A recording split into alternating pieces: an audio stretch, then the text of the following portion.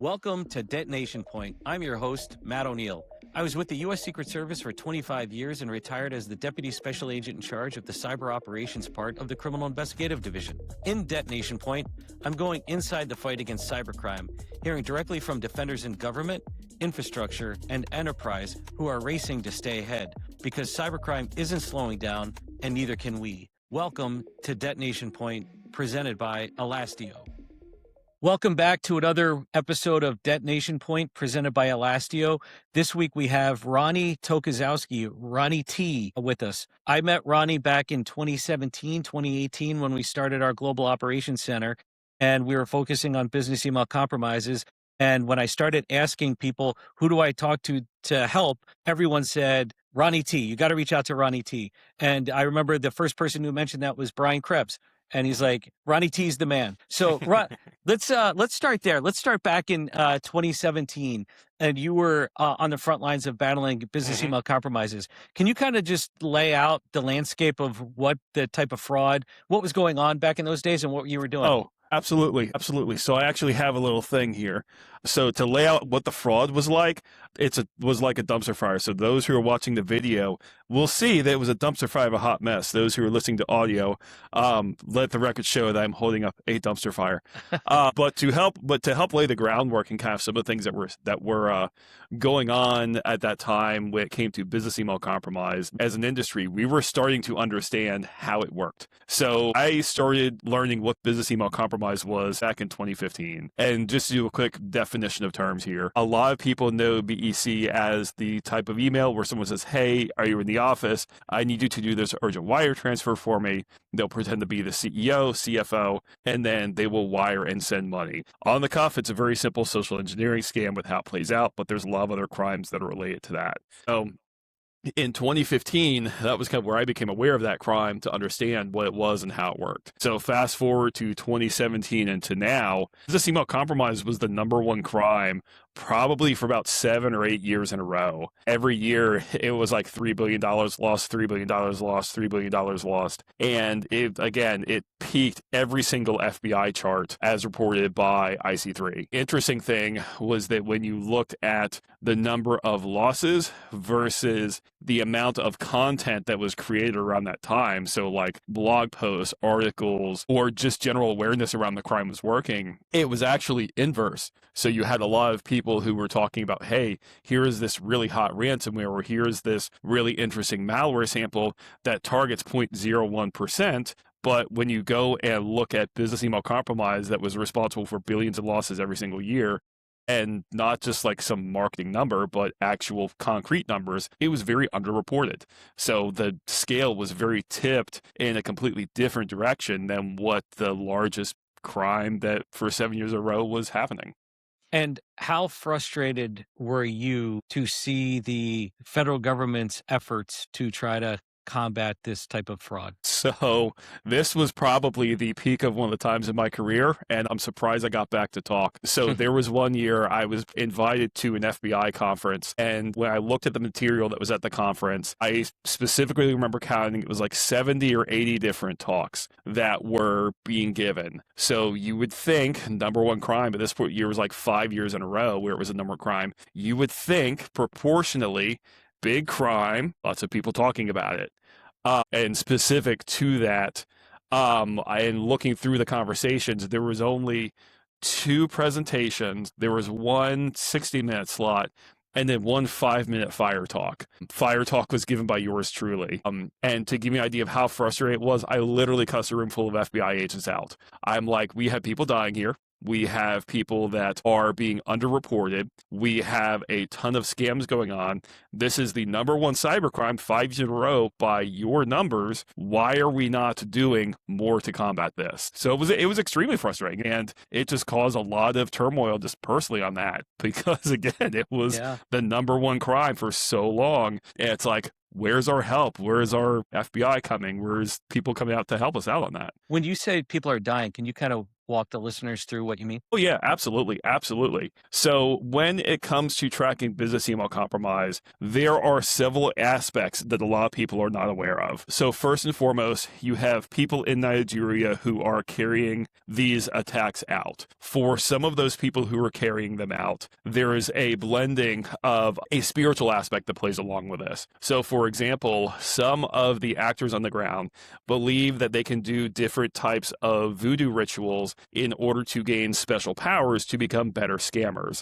A lot of this is done by the Yahoo boys in order to do a lot of that work, or essentially the Nigerian scammers. For those who want to become a better scammer, they could become a Yahoo Boy Plus, which means that they've actually done a human sacrifice in order to go ahead and become a better scammer. So victim number one of people dying, you have cases where people will literally do human sacrifices to gain special powers to become better scammers. And this might sound like some esoterical thing of like some voodoo book, but that's kind of the reason Brian Krebs and I started talking on this, was because he had started seeing this way before we in the industry were seeing this. Like he was seeing some of this stuff back in like 2013, 2012, and people said like he was nuts on that.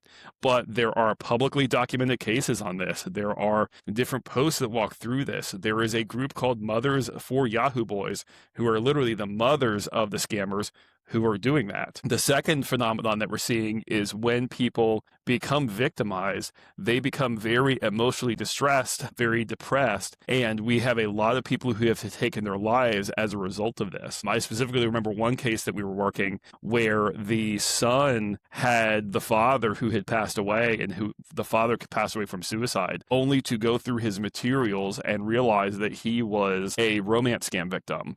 And the link between romance scam victims and business email compromise is that the romance scam victims are tricked into wiring money for the scammers. So it's kind of a lot of things that overlap, but we'll definitely kind of go through and cover some of that. The other aspect too is we're also seeing an increased phenomenon in sextortion scams that are specifically targeting young adults and teenagers, and we're seeing a lot higher cases of teen suicide as a result of that. And unfortunately, a lot of those scams are coming out of Nigeria and other parts of the world just as a result of what's going on. And again, with a lot of the attackers who are doing sextortion, who are doing business email compromise, romance scams, and check fraud, they very much are the same people. So it's not a case where because one group is doing business email compromise, they do nothing else. We've documented that a lot of these scams are directly related. They're done by very many of the same people. And there's a lot more correlation than just, hey, this BEC is high. You have all these other things that are directly linked to it too. So going back to the frustration that you didn't feel like the FBI was doing enough, my theory on that was because it fit perfectly in the gap between their cyber division and their fraud division. No, So good Lord, yeah. there was a guy that was a really good FBI agent out of Los Angeles or that area. I can't remember his name, but I'm sure Yeah. you do. That was really beating the drum on, and I think he even stopped working these cases out of frustration. I lost track of him, but he was like our ally on the bureau side. But I was doing a lot of work for the service on running the operations center, working with cyber division. And when I would ask them, hey, what are you doing on BEC? They're like, that's not us. Then I'm like, well, who is it? Did you have the same kind of belief as to why it fell in the gap? Yep. So directly to that agent that you're referring to, I'm not going to name drop him here. Yeah. Just because I haven't talked to him like, hey, do you want your information public? Yeah, but no, sure. I worked with that specific agent for many years. The good thing was with the LA field office, we went and I got to fly out there like in the early days when we were fighting this, and like some of the stuff and the work that the Bureau was started with.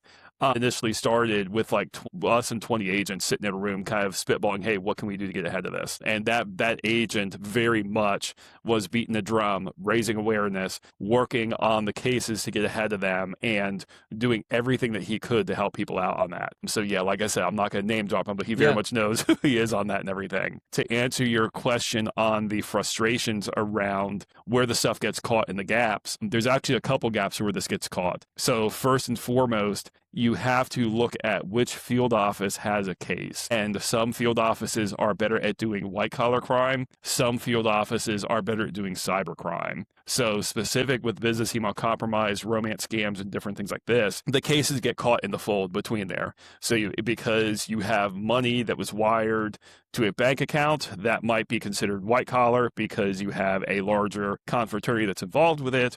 Or it might be cyber because the initial aspect was a user count had gotten compromised and they're kicking off like that. And with a lot of those cases, that was how it was split. So again, it purely came up to the specific field office and how they were going to interpret that. Now, the problem with that is for those who are unaware of how the FBI is structured, you would think it would be a single entity that would be responsible for fighting all of these crime in general. And you would think that a lot of those conversations as they would happen would be where everybody would work together. Unfortunately, the reality is agents are specifically tasked with working in their area of responsibility, or AOR, which is essentially where they're geographically located. So for example, if someone is in Los Angeles and working a case in Los Angeles, they have to have a victim in Los Angeles before they can go and open a case and work this. So the field office in where the victims are has to get passed out to every which way in order to do that. Now, when it comes to compiling that information and actually building a case, you may have a victim in Los Angeles that sent money to a victim in Texas that may have received a check from New York only to cash that out and send that down to Nebraska, for example. So with those 4 cases, who is the agent that's responsible for that? And because a lot of the time there was nobody who wanted to go and pick up that ball and run with it, a lot of those cases fell behind the wayside on that. The third area where a lot of the frustrations came from was just that with a lot of the work that the Bureau did when it came to BEC, it wasn't as easy of an open or shut case. So at the end of the day, agents want to win a case, they want to be able to take it to prosecution, and they want to be able to have it pushed through where they could be like, yes, we put cuffs on this person. So if a case is an easy win, they're going to go ahead and pursue it. If it involves subpoenaing 29 different service providers just to get information and insights into a type of a scam, they're not going to work that. And with some of the work that we're doing on the Rexxfield side, I had a discussion with a victim just today, as a matter of fact. So it lets you know how recent this sentiment still is. He was like, yeah, I report my stuff to the FBI. It was about $40,000 in fraud over 3 years. No one contacted me. And that's the fourth and final place where we kind of see a lot of those gaps being set, is that the FBI keeps raising the bar for the amount of fraud that has to be impacted before they're even taking cases. For a federal crime, I believe it's $10,000 or more for something to be considered a federal case. However, the problem is the FBI really won't take a case unless it's like $1 million or more. So for people who are losing money between that $10,000 and $1 million, that's a lot of people right there. And the attackers specifically know that that's the threshold that they can hit in order to make it harder for us investigators to look at. Yeah, and to be fair, a lot of the thresholds are set by the U.S. Attorney's Office. They'll have a blanket letter of declination if an amount goes over. I worked in New Hampshire, U.S. Attorney's Office. We would take cases, us, FBI, whoever. We would take $20,000 cases, $10,000, because we had a really good, aggressive U.S. Attorney's Office that recognized this isn't a $20,000 case. This is just what we found. We need to build it out and do more. But I also recognize that this type of fraud, first of all, it doesn't rise. There's not like a National Security Council. It's not like ransomware where you have at the executive level of the government saying, hey, this is a problem that we have to combat. So then therefore it lowers the level of the priority in organizations. And when you look at the FBI's own set of priorities, white collar fraud is like the 6th. So even though IC3 reports were always at the top, and it's only number 2 now because of pig butchering, it still is a massive problem, but it falls into that other gap of, because the dollar losses are spread out amongst either individual consumers or disparate companies, there's not like a strong lobbying effort. It's not like financial services is suffering the loss. So then therefore they go to the ABA and the FSF and they go to, all of those. And then they say, well, we really need to focus on this. And that's one of the challenges that I saw. even going back to 2017, 2018, when we started the operations center, we took a different approach. And it was me and is actually your now partner, Stephen Doherty, that said, like, hey, listen, we need to be impactful. Let's take a look at the highest dollar losses and let's just focus there. And BEC was the top of the list. And one of the things that was interesting from our very first conversations is understanding the speed in which we needed to get involved in order to stop money. And I'll say that our relationship with you, specifically with Stephen, and your ability to connect us with folks around the world literally saved hundreds of millions of dollars for victims, because we were able to reach out directly through through third-party channels to institutions around the world to stop money, have the money kind of come back. Can you speak to the other challenge, which you kind of hit on a little bit, is if I'm a case agent, and I was a case agent for 20 of my 25 years, and I wanted to work cases where I could make arrests, of course.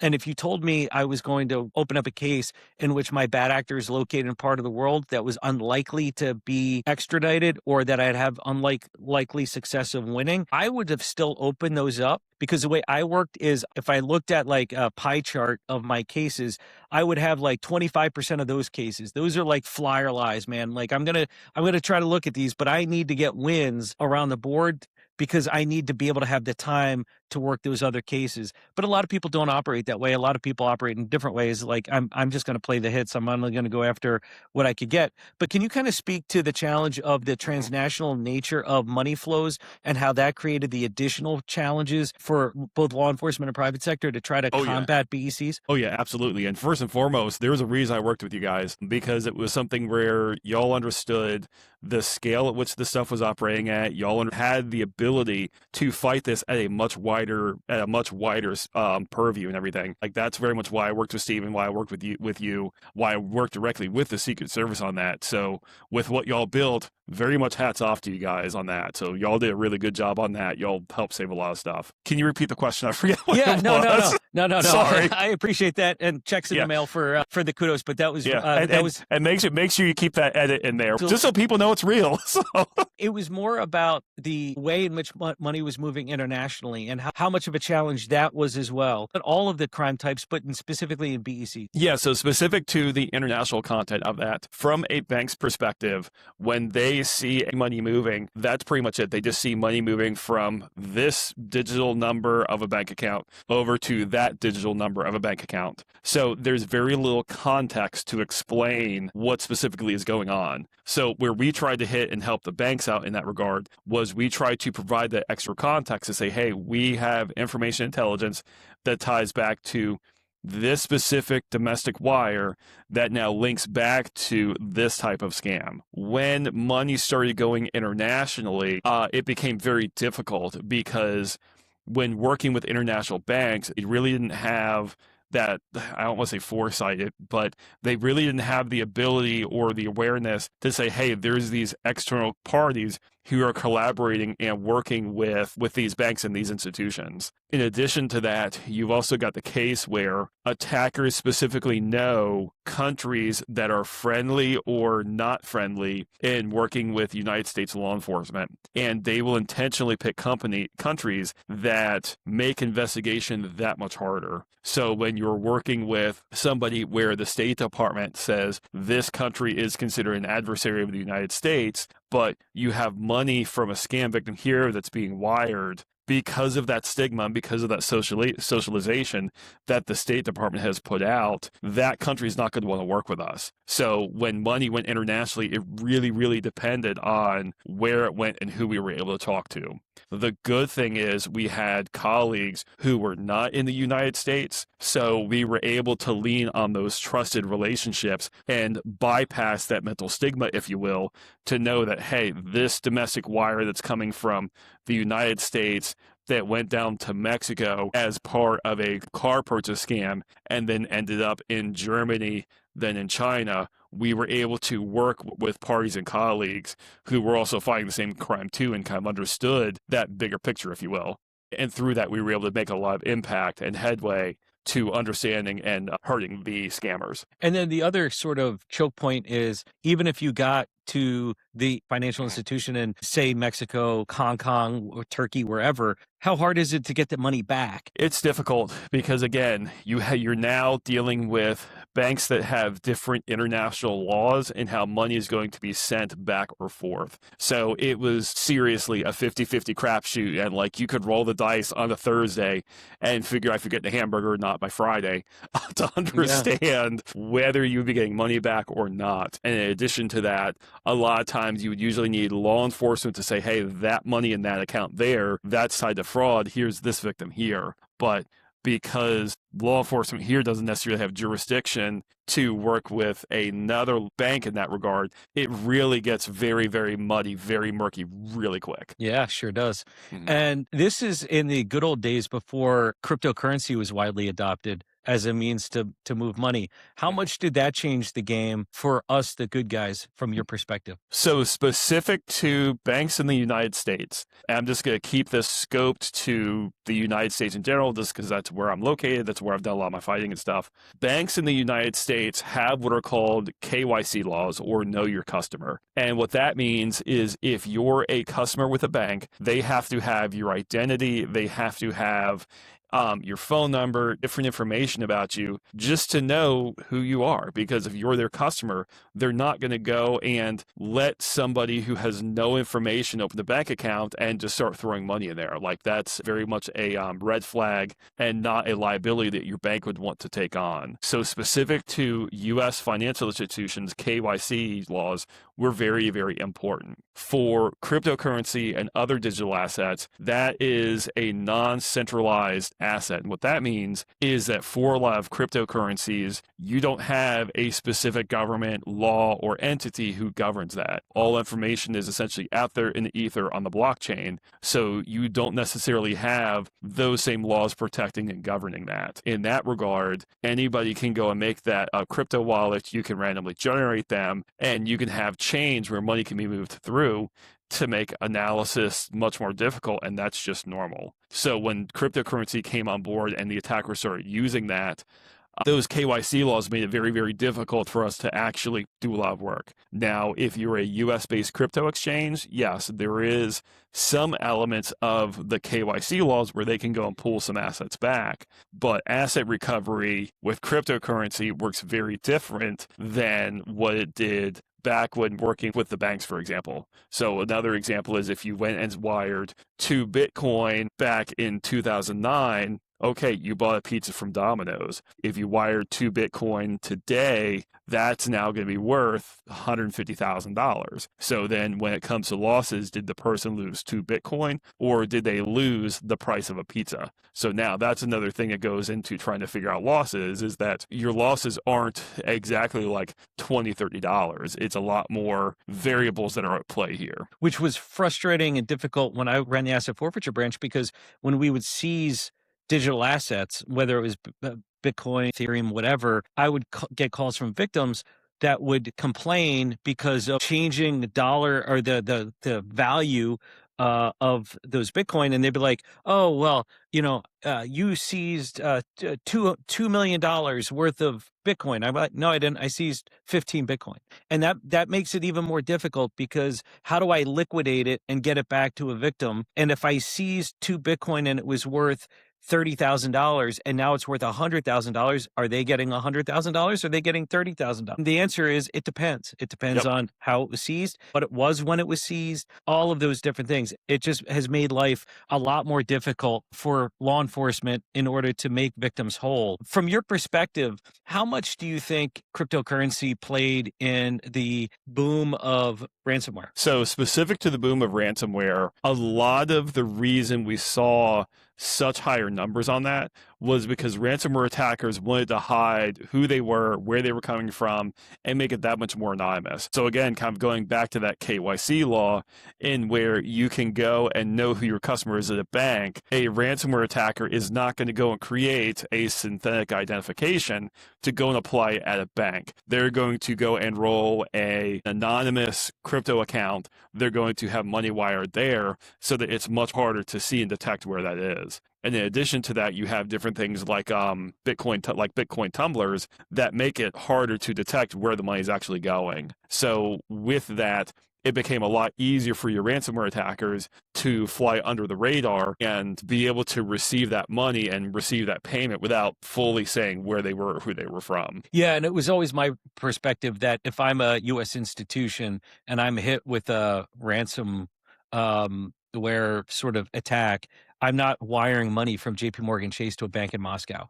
I'm just not going to do it. I can't do it. The risk. But if I move it into cryptocurrency, I might not have to tell anybody necessarily. And then I can conceal the fact that this happened. And it just seems interesting to me that the huge increase of ransomware attacks happened at the same time with the huge increase of, and I'm of the opinion that if it wasn't for cryptocurrency, ransomware wouldn't be the big problem that it is now and will continue to be. But the other big problem that we have today is pig butchering or crypto investment scams. And there seems to be a lot of conversations, at least online, about, people white knighting for like the what do we even call it? And I always come back to say, when I was with the Secret Service, we interviewed thousands of victims, and none of those victims really cared what we called it. They just wanted their money back. So can you kind of walk the listeners through when people, whatever you want to call it, crypto investment scams, pig butchering, whatever you want to call it, it's a giant Ponzi scheme generally. Yes. Shaojupan, if you want to go back to the native Chinese. So how did it become what it is today, and what can we do about it? Yeah, so I'll give a little bit of a history lesson in pig butchering scams, because unless you've actually done like the researching, most people don't know where it originally came from. So before we saw a lot of pig butchering scams here in the United States, and this is going back about 8 years before COVID, there was a large group of investment scams and gambling scams that would hit victims in China. So, for example, there was usually a romance angle to it, and the attackers would pretend to be somebody and then try and build an emotional relationship with that person and then try and extract money from them. The phrase pig butchering comes from the term shaojupan, which essentially means a slaughtered pig. And what they would do and kind of the mindset that the attackers would employ with this is they would try and fatten the pig, they being the victim, take as much money as they could, make them think that they were going to be getting the money as part of an investment, and then slaughter the pig. And while that might sound graphic, this comes directly from tutorial documents from a lot of the scam compounds that we see as a result of this. So when COVID happened, the attackers saw a lot of their scamming operations start to dry up, because a lot of people in China started to become aware of it. They started to understand that this is how it was, and the attackers needed to diversify and start going after another target set. So that's where you see places like KK Garden, KK Park, starting to stand up, specifically in the Golden Triangle of Thailand, Myanmar, and Laos. And what they did was operators started building scam compounds that would target citizens outside of China. So with the way that it works, it's very similar, where there's usually like a romantic angle where it might start as a text message, and the operators might say, hey, how are these shoes? I want to see if they fit. And you look at text like, that doesn't mean anything. And then they'll try and say, hey, I want to build a relationship with you. Sorry for the text message. Here's my picture. And then they'll send a picture. From there, conversations usually go on for about 2 to 3 months before the person will say, oh yeah, by the way, I'm a crypto investor and I made really, really good on my investment by taking $100,000 in Bitcoin and turning it into $250,000, for example. And for a lot of people, when they hear that, they're usually a little skeptical because they don't fully understand how digital assets work. But what the scammers will do is they will walk the victims through a tutorial. They will provide platforms that show real-time ups and downs and graphs. They will be talking back and forth with them. They'll be like, hey, I'm going to go and invest in the stock, and they'll see their portfolio actually going up.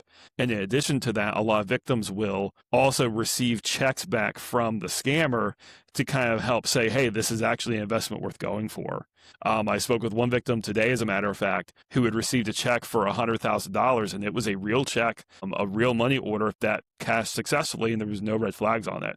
But as a result of that, he ended up putting in over, I think it was $750,000 because he saw and understood that that's what was going and happening. So for pig butchering scams, it's kind of like the history and where that overlaps with just a lot of like the romance angle with the history going for pre-COVID and post-COVID once they started making a lot of their compounds more operational too. So walk the listeners through who's in the compounds, where do they find them, and who are they protected by? Yep. Specific to the compounds that we see, these people are unwitting participants. So in a lot of cases, there are human trafficking victims that have been taken from other parts of the world to go to these compounds in order to start working. With some of the cases that we've seen, people will be from Nigeria, they might be from India, they might be from Nepal, they might be from Myanmar, and with the way that they are recruited is they're recruited with a really great opportunity to go and do business outside where they are, and it'll usually be like double the base salary that they can go ahead and make. So what happens is as they go and start leaving their country and everything, they'll have their passport and their information, and at some point the handlers will take that information and continue trafficking them all the way out to the compounds. And once they're there, they can work to get that information back and kind of get their passport back so they can go home. But with the way it works is they never really are able to get out, if you will. Specific to who's running the compound, we believe a lot of this ties back to Chinese organized crime and organized crime specifically in the Golden Triangle, again, going back to Thailand, Myanmar, and Laos. So with a lot of the way that they operate, we believe it has very strong ties to Triad. It has very strong ties to the government in Myanmar. And specifically a lot of the military junta that's running a lot of the governments out there. The reason for that is because we have sanctions that were given out in 2018 against some of the larger operators of the casinos that were out there. We know that government officials who were out there have had direct ties to drug trafficking. And there was a specific case where I think it was like 2,000 tons of precursor chemicals for methamphetamine were identified. They're in Thailand, and because of that, that's a lot of what's actually driving this crime. Specific to reports that we're seeing, the conditions that many of these people are being housed in is absolutely horrible. Again, I know this is a platform where I can talk openly here, but without getting fully censored and fully triggering people and stuff. People are being beaten, people are being tased, people are being physically and sexually assaulted because they didn't meet their quotas and they didn't steal enough money as part of these scams. And there's been an increased reporting of bodies that have just kind of started floating down the river in that area because, again, the people are literally being murdered as a result of that. And with a lot of those cases, it's absolutely horrifying to know that this pig butchering victim that we're working with, who has lost $500,000, now a victim of somebody else who's also a victim who extorted them just trying to survive. And I really struggle trying to tell the victims that and just kind of say, hey, here's what's really going on, because your victims are so pissed off at the people who are doing this. They want to just strangle them and do the most horrible things to them. And it's entirely understandable that you're thinking that it's a single person who's doing it just for the money. But the reality is a lot of the fraud cases that we see directly tie back to pig butchering, specifically in Southeast Asia, tie back to a lot of the cases, again, in the Golden Triangles, tying back to Triad, tying back to a lot of the other transnational groups that are out there. And another fun fact, as it just popped in my head, organ harvesting is another thing they do out there as well. So that's directly related to that. Yeah. It's I didn't know that. So there's cases of with a lot of casino activities, some of the people are actually put there where they'll go ahead and they'll be doing that. So there's a lot of gambling that will happen. But again, organ harvesting is unfortunately a direct part of some of the operations that Triad's involved in. How big of a problem is it? So to answer that question, again, I want to go back to business email compromise being the number one crime for like 7 years in a row. I remember being at a conference with a security conference where IC3 was there, and I forget her name, but I had gotten talking to her, and she kind of pulled me aside, and she says, "Hey, Ronnie, you're the guy who tracks BEC." I'm like, "Yeah, that's me." So she's like, "I just wanted to give you a heads up that is now May. She says, we have a new type of crime that's playing into this crypto investment scam that's projecting to bypass business email compromise losses and everything. She's like, keep an eye out. This is not a fun one. So based on what she said that year, pig butchering scams and crypto investment scams bypass business email compromise for the first year ever. And that's been the case for about 3 or 4 years now. And the problem with that is when it comes to business email compromise, that was a highly reported crime that we did not have enough resources. Now you have another crime that's on top of that that has even more losses, and again, still not enough resources to actually handle that. So you now have 2 very large crimes that have direct ties to organized crime and other groups like that are sitting there, like both of them are at the top of like in losses. And I think at last count, between business email compromise and pig butchering, I think it's about $7 billion per year that's averaging for losses. And to actually hit home with that and kind of what that translates to, you're talking hundreds of thousands of people who are emotionally distraught, in turmoil, who are losing families, losing homes, losing houses directly as a result of this. It's awful. It's hard to quantify just how bad it is because those losses are just what's been reported.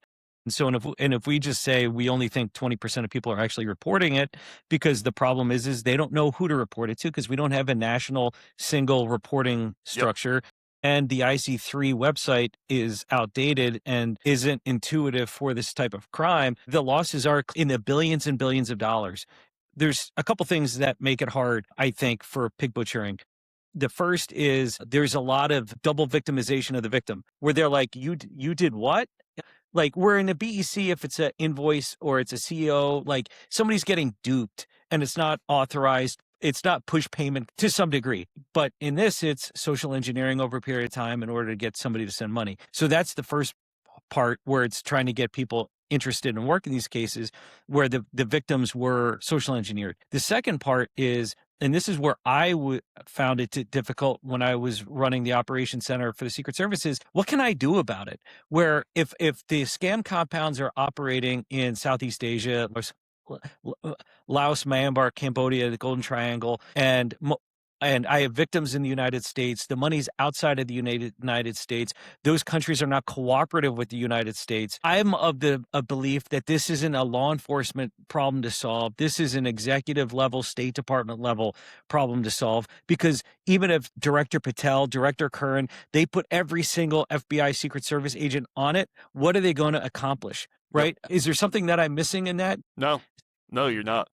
And where I've been trying to sound the alarm, and I'm not the only one, many, many people, and I know you have as well, is we need to look at where is this problem emanating from, meaning how are people being connected?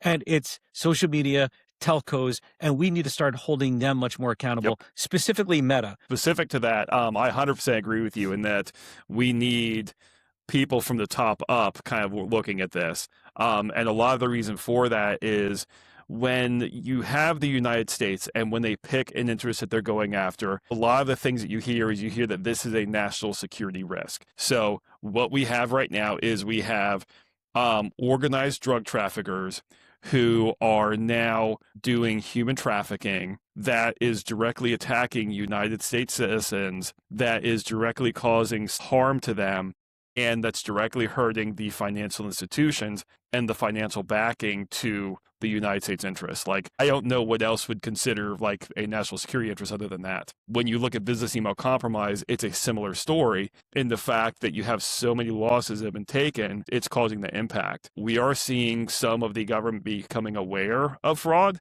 And in the fact that they're now starting to look at a lot of the way that these attacks are happening, they're really starting to wake up on this. But they really need to open their eyes a lot more on how this is going. So to answer your question about Meta and Facebook, and kind of how a lot of times people are being recruited directly on that platform, I know that there's a lot of folks who have seen attacks and have seen sextortion coming directly from Facebook and Meta. The problem is a lot of the way the licenses agreements and a lot of the way your EULAs are written, a lot of the way that laws are written, depending on what somebody posts on a platform, the platform is not held responsible for that content. So, for example, if somebody posts white supremacist content that is trying to cause an insurrection, for example, Meta is not responsible for that person posting that content, and they're not held liable. While that had good intent for how that came out initially, we're actually seeing an opposite effect of that, because what we're now observing is that people are being abused and being tricked directly as a result of that trusted platform. So you now have cases of sextortion and extortion that are being used from Facebook's platform, and they're not doing enough to combat that. I've kind of mentioned a little bit of this publicly, but I'll just kind of go on record for this one here. But we used to have really good contacts with Meta. We had one researcher who was responsible for taking over 2 million fake profiles offline as a result of some of that work from Meta. And there was a point where we had decent relationships with them where we could pass them a profile, say this was fake. And unfortunately, that connection was severed pretty hard. We don't know what happened internally, what played as a result of that. But some of the things that transpired from that, we know many of Meta's trust and safety team was fired. We know that a lot of our conversations and direct accounts we had was no longer there. And with that, we were literally feeding them free information and free data that directly tied back to this fraud. If you go and look on Twitter, if you go and look on TikTok, if you go look on any other platform, you can find references where somebody's like, this is a scammer, this is a fake profile, this is somebody who's selling PayPal accounts and Cash App, this is somebody who is trying to sell Wells Fargo and credit card numbers directly on Meta's platform. And with a lot of that information, it's not hard. Like, you could literally go to Facebook, search credit card number, search PayPal account, and you can literally find these groups. Like, that's how easy it is. And with a lot of what's going on, Meta gives the perception and mindset that these are very difficult problems to handle. And I agree, when you're looking at it at scale, it's a very hard thing to handle. But when you have thousands of researchers who are giving you the information in order to say, hey, let's go fight this together, seriously, and again, not to say this, but take our fucking data. It's something where we're literally handing it on a silver platter to say, hey, here is fraud. Please stop this. Please help us. And a lot of the legal side with what you're seeing with Meta and Facebook, there's lawsuits against Meta and Facebook as a result of this. Parents are suing Facebook and Meta because their son, their daughter, whatever, committed suicide as a result of a sexual extortion that happened on that platform. And when Facebook and Meta is like, not our problem, we had nothing to do with it, like, you're not policing your platform. Yeah. The other aspect too that now kind of plays into this and kind of starts going into the motivations behind Meta and why they do this is when you look at a lot of the ad revenue that Meta and Facebook has, if you're receiving ad revenue from something that is considered misinformation, that is spreading a certain political opinion, you're still making money from that. So in that context, an ad is an ad. If you have somebody who is doing spam and malvertising campaign and actually paying you to do that, you're making money from that. And some of the statistics are upwards of like 20% of Meta's revenue from those ads are directly as a result of scam and fake activity like that. I understand that they don't want to do that to go and clean up their platform, but how many billions of dollars do you have to make before you say enough is enough? And it's like, hey, we don't want to see teenagers blowing their brains out as a result of this, which is literally what's happening right now. And they even publicly reported that, that they were making billions of dollars. And do you think that that's why the trust and safety team was gutted and the relationships ended? Because, you know, as we pointed out a couple of times in other episodes, how are they being evaluated by their shareholders, which is who their report to is how many profiles, what is the level of engagement?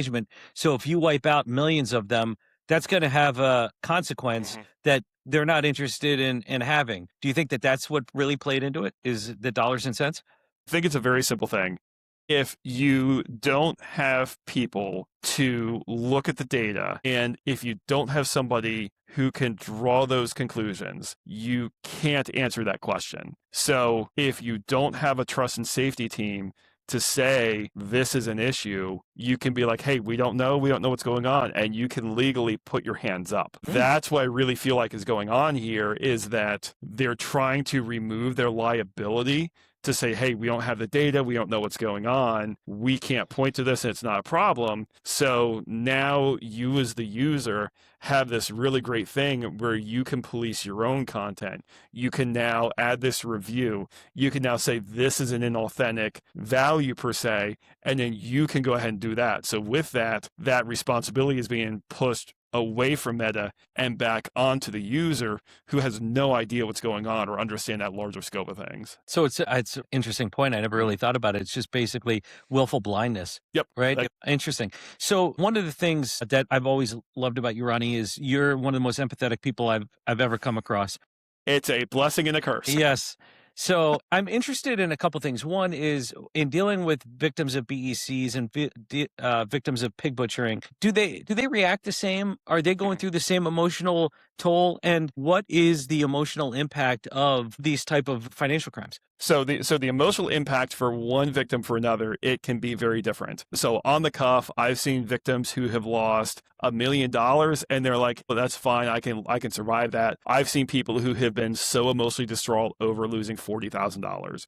So when you look at the person's experience, those can very much differ. Now, the cases where they do overlap, and in the cases where people are trying to experience a lot of uncomfortable emotions as a result of this, many of the victims that we see, they feel like they've been tricked because, again, at the end of the day, they feel like they're stupid and they feel a lot of shame as a result of it, and they feel very embarrassed. So specific for embarrassment, a lot of people, again, don't want to be tricked. And when you tricked, you feel like you're going to be mocked, and you feel like somebody's going to say something negative about you or think something negative about you. So that's one big emotion there. The second thing is for the people who feel like they're dumb. The reality is that because they were tricked, that's how they feel. On the flip side of that, that person outside of the scam is usually very well educated. They're usually very well financially off. So they're usually in their retirement point where they've actually made money. They worked for 30 years or so and were able to get from being not successful to actually being able to retire. That takes a smart person right there to be able to do that.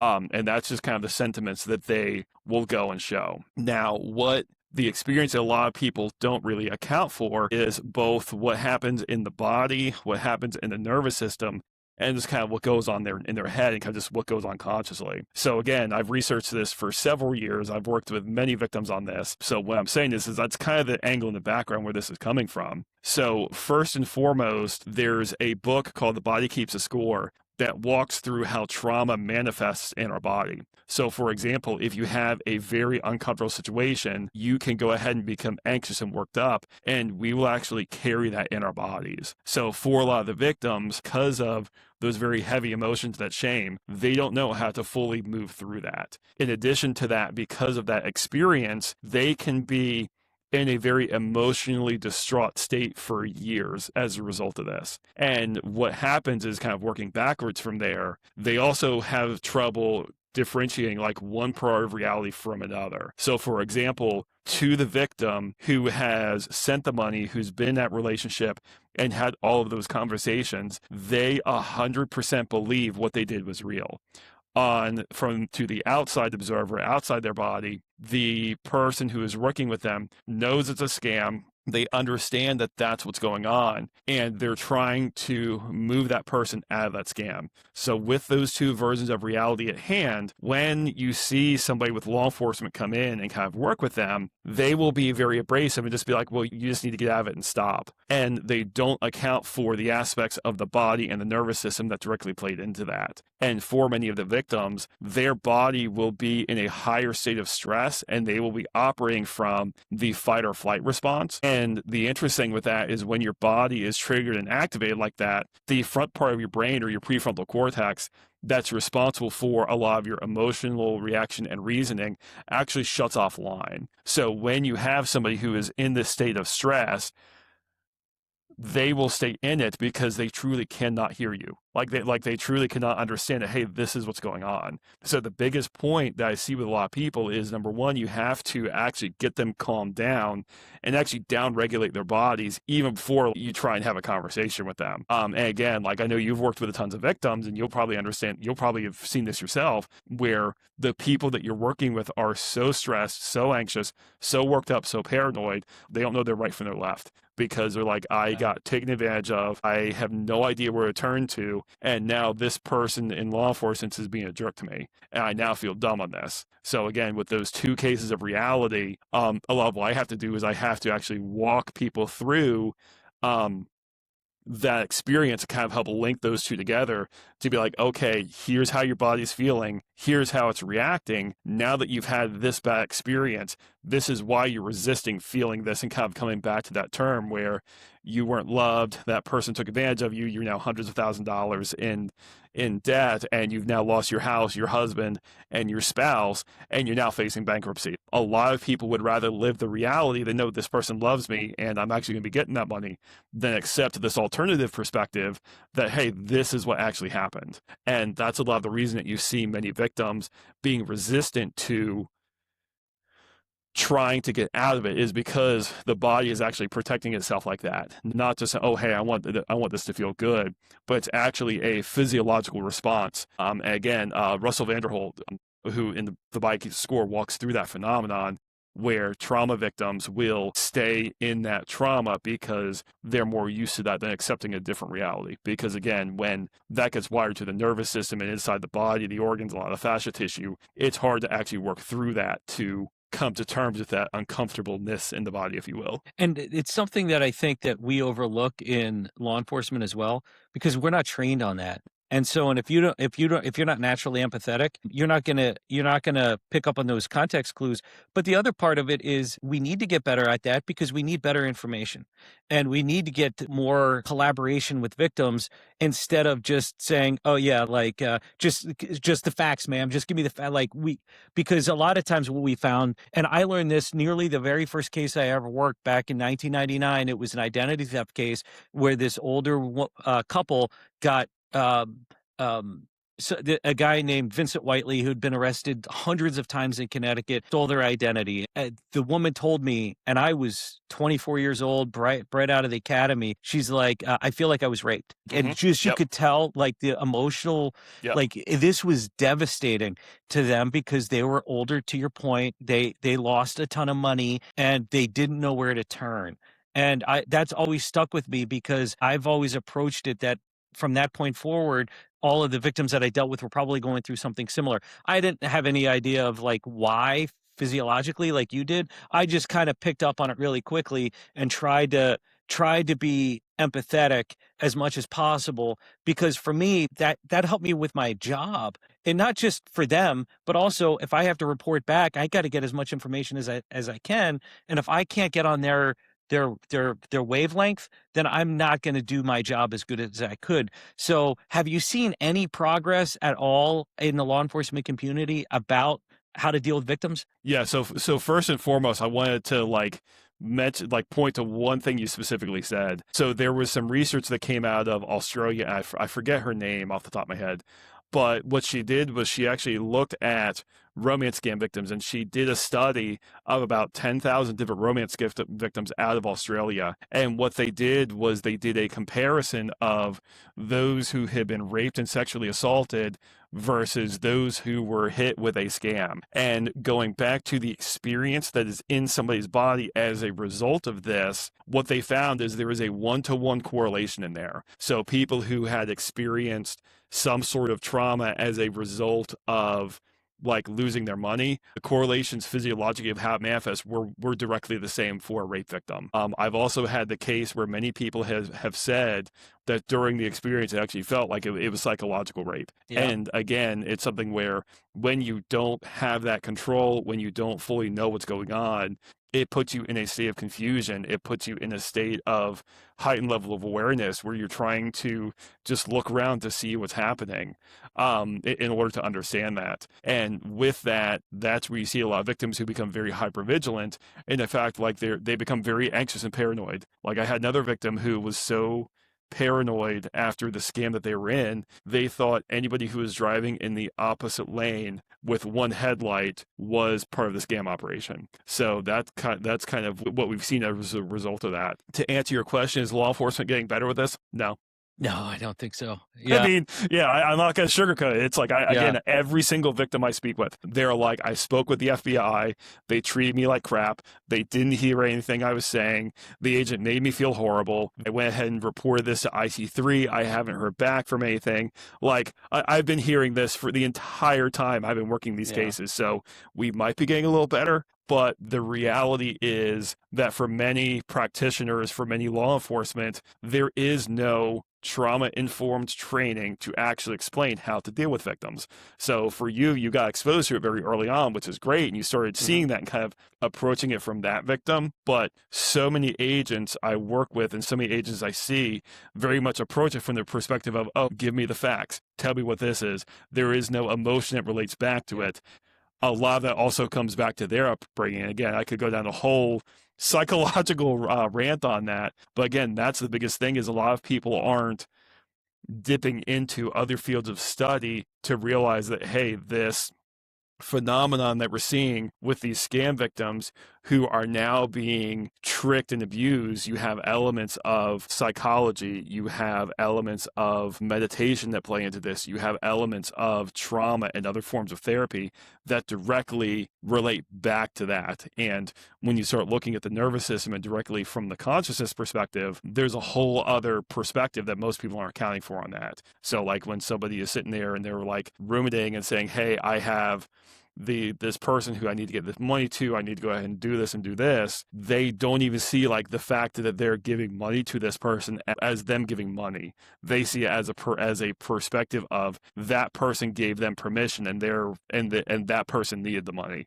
So like they're not even in a place where mentally they can see their own internal actions of, hey, I'm doing this action to give this person money. And again, so many different fields of study that this overlaps with, that when I came into this, I wasn't aware of. I had to start digging into the data, just kind of understand, okay, what's going on here? How does this work? Yeah. So, but yeah, no, law enforcement needs to get better at it, but it's not their fault. There's a lot of lack of training, a lot of awareness, and just a lot of lack of education, if you will. Well, and it's also, it's key to this type of case and this type of crime. And when you're dealing with it, when you're a generalist, and I recognize that. And I do think even if it's just a 2-hour block, sometime in training, to just have the awareness, because it'll help them do their jobs better. Yep.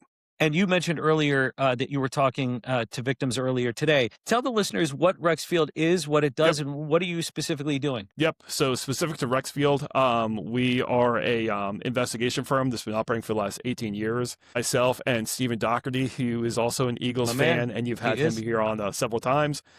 We're now helping run Rexxfield and kind of doing a lot of the investigations. So he's CEO, I'm CTO, and we're now the co-owners of the company. So what we're doing is we're helping victims be able to get back on their feet. If it's something where if they've had larger crimes, we'll help them with that too. For us, we also do a lot of work around harassment cases. And with a lot of harassment cases, we've had cases where like a spouse moved cryptocurrency as part of a divorce and needed a settlement. So we do a lot of interesting cases like that.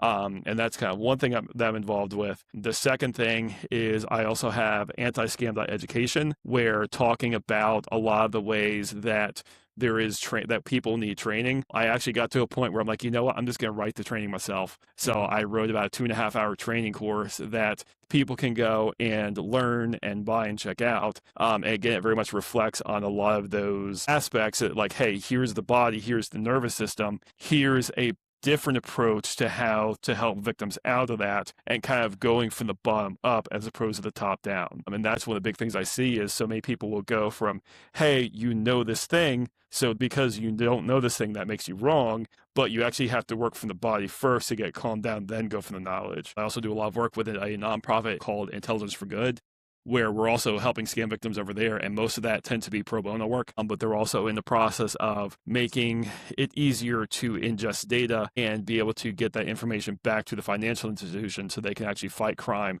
a lot quicker. So those are, Yeah, so there's a couple things I'm involved there. Wow. And so Intelligence for Good, that's Robin Pugh and Yep. Gary Warner and that whole crew. Yeah, wonderful people, brilliant minds. And so if I'm a potential victim, how do I reach Rexxfield, and when do I reach out to Rexxfield? Mm-hmm.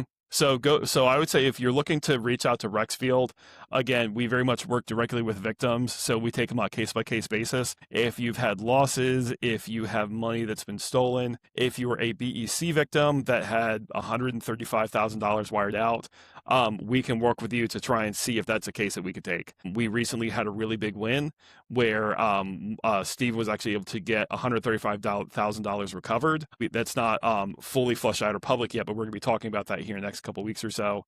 So yeah, that's the best way to reach out to us. Excellent. Yep. And then for folks who are interested in learning more about how to just help victims and kind of what they can do, like I said, antiscam.education. There's a course there that people can go ahead and buy and check out. So it is antiscam.education for law enforcement, for potential victims, for the average. Like, who did you gear the education towards? So the main person I geared the videos towards is somebody who has a loved one or a family member who's in a scam, and they're trying to get that person out. Okay. So that directly talks to law enforcement. It directly talks to practitioners who are working with scam victims. And again, with the way the course is, if somebody's a victim and going through a very hard experience, they're in a point where their body is really triggered in a fight or flight response. And we're never taught the mechanics and how to actually calm that down. So again, I go back to the ground up, assuming that when it comes to working with the body and when it comes to that emotional regulation, I go under the assumption that, hey, let's just teach us from the bottom up. Because before I came into this, I knew that it was something that I had no skills for that. I had no skills for how to work through that. So I'm like, okay, if this is something that if I didn't know this, then that's something where other people won't know this. So why not actually put a lot of these things together to help teach people how to actually work through that? So a lot of this was also just me coming to terms with stuff, but hey, that's a whole other topic. Yeah. But like I said, it's very much geared towards, honestly, anybody. And like I said, if you want, I'll even give you a discount code to put down for Detonation Point listeners, everything, so that if they're interested, they can have like a percentage off of it and everything. Perfect. And we'll put it in the inline notes and all that other stuff, and broadcast it out. Well, Ronnie T, man, I really appreciate your time, and you were very instrumental in our growth in the JIAC back in the day, and they wouldn't be where they are today without you. And I can say that with all the confidence in the world. So really appreciate your time. I'm sure we'll be catching up here in the future. And yeah, man, I just keep doing what you're doing. You guys are killing it. Thank you, and thank you for helping us fight the good fight. Absolutely. Thank you, folks, for listening to this week's episode of Detonation Point presented by Elastio, and we'll see you all next week. Thank you.